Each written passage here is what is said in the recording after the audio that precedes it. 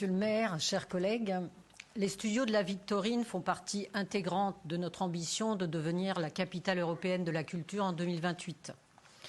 Il s'agira donc là aussi de connecter l'inattendu. Les studios devront être engagés dans l'innovation culturelle et digitale et ainsi faire montre d'agilité face au développement rapide des technologies.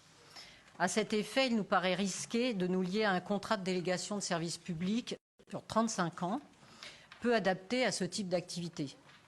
Il y a 35 ans, en 1987, les DVD n'existaient pas, le streaming et Netflix, n'en parlons pas, et Canal+, devenu entre-temps avec Studio Canal l'un des principaux producteurs français de cinéma, faisait encore ses premiers pas.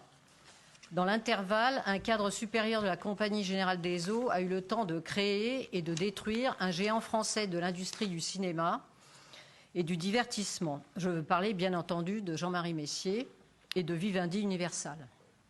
Il serait prétentieux de prévoir ce que sera l'industrie du cinéma à 35 ans, et plus encore quels en seront les principaux acteurs.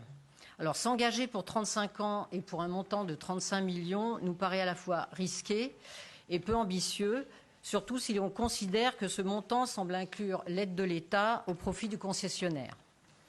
Toutefois, convaincu des qualités de la Victorine et désireux de retrouver la place privilégiée que notre ville a toujours eue dans l'industrie et l'imaginaire du 7e art, nous voulons croire en ce projet, mais vous proposons que la concession de gestion ne dépasse pas les 10 ans renouvelables. En conséquence, nous nous abstiendrons de cette délibération.